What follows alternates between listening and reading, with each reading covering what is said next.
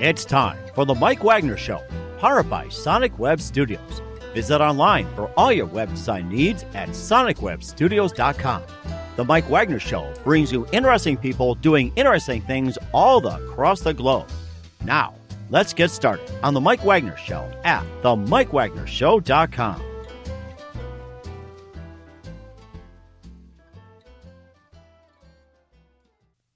Hey everybody, it's Mike from the Mike Wagner Show, powered by Sonic Web Studios. Visit online at sonicwebstudios.com for all your needs. Looking for a professional website without breaking your budget? Sonic Web Studios is the answer. Sonic Web Studios offers fast, affordable, professional custom web designs that blow the competition away. Call today at 1-800-303-3960. That's 1-800-303-3960. Or email to support at sonicwebstudios.com. Mention the Mike Wagner Show and get 10% off your first order. Sonic Web Studios. Take your image to the next level. Also, the Mike Wagner Show can be heard on the MikeWagnerShow.com. Also, our Facebook page, facebook.com/The Mike Wagner Show. You can download and listen to the program on SoundCloud, Spreaker, Spotify, iHeartRadio. You can also watch on YouTube as well. All right, we're here with a fine lady out of Oregon from the Pacific Northwest. She's a mom, cook, author of many books, and have a school for cooking called Gnoflins. It's spelled Gnofglins, and she can tell us all about her first. But first, ladies and gentlemen, get hungry and get ready for this fine lady to help you cook your next meal. It's not Kentucky Fried Chicken. Wardee Harmon. Wardee, good morning, good afternoon, good evening. Thanks for joining us today. Hi, Mike. Thank you for that great introduction. You're welcome. I mean, look at your website. It's cooking. You've got, with many books and how to cook traditionally and everything. You're making me hungry right now, and you've been doing this for quite some time, ever since you had children. But first of all, before asking you what does GNOWFGLINS stands for, tell us how you got started in this traditional cooking school program. Yep, I'll be happy to. Well, it started with us when we started having children, actually. We have 3 kids, and our last one, our son, was born, and he had eczema from head to toe, just basically, like, as soon as he got outside the womb, oh my. He flared up with itchy red rashes all over, and it just broke our hearts. And we didn't actually solve it for 2.5 years because, as you know, when you see regular doctors and whatever, they just don't really help you with healing. They give you steroid creams or, hopefully I'll grow it. Or so it took us a while to get to the root of it. And we had to clean up just like everything in our environment. And then we also investigated like healing food, which for us is Gnofglins, the acronym you just shared. And that stands for God's natural, organic, whole foods grown locally in season. So we just went back to the Bible. What are the foods God wants us to eat? We take care with their preparation, like sourdough bread is so much healthier than store-bought bread, quick yeasted bread. Yogurt is a healthy fermented food.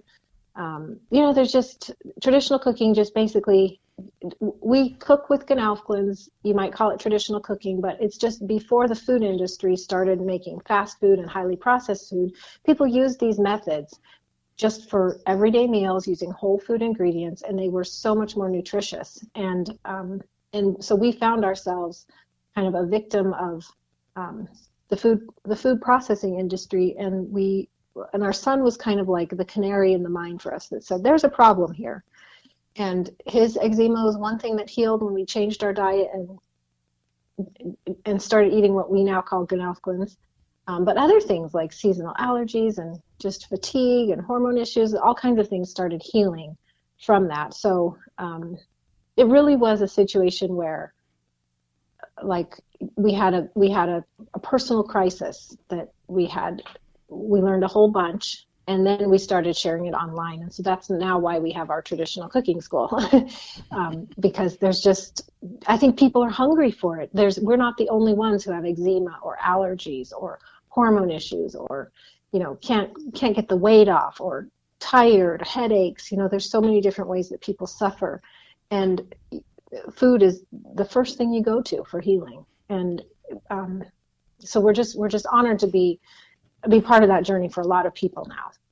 Okay, and did you get inspired by anyone else who was doing the same thing, or was it similar, or were you like the first and then other people followed? And if it was the latter, how many people started following after you started the whole Gnoflins? That's a good question. Well, I think, well, like our traditional cooking school, we've had nearly 10,000 families take part in it since we opened up in 2010. But we aren't the first ones to this.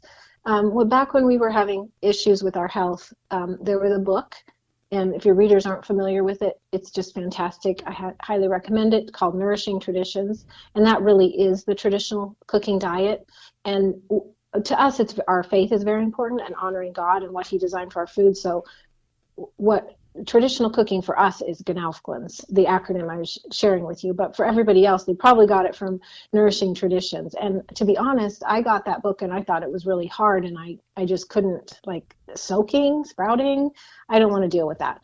But just our health issues got so bad that my husband and I both felt like, we're already kind of in a pickle and things are already really hard. So how hard could it be to, change some things? And so we gave it a try, and we haven't looked back since. And I think there's a lot of people who know about it, but we started in 2010, 2009 is when I started sharing online about it. And now a lot more people know than back then. And so when I was sharing at our original site, gnaufglens.com, people were asking, like, oh, this is interesting, or I have allergies too, or my son has eczema too, where can I get more information? And so that's why we started teaching the class.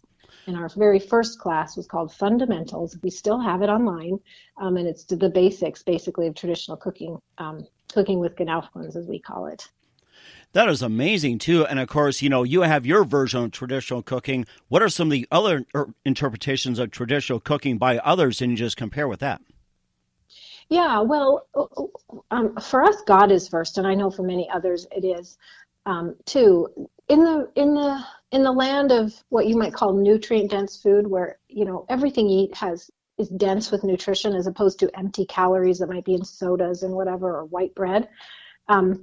There's a lot of different diets out there that I would consider healthy, and you really have to consider, like, what your health needs are, what your goals are. And so for the everyday family without huge health issues, but you can still have health issues, like for us, eczema, just your general traditional cooking diet, traditional foods can be very, very healing. If you have deeper issues, you might have to, narrow it even more to a gut healing diet, and one of those would be called GAPS. Another one would be called Autoimmune Protocol, or AIP.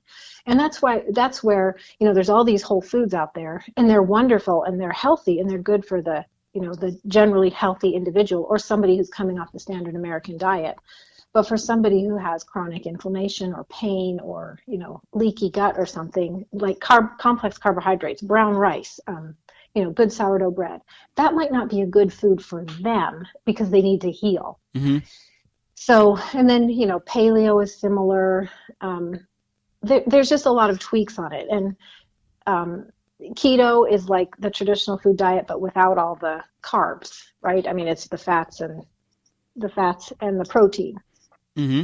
And what is the difference between the keto versus the paleo in your book?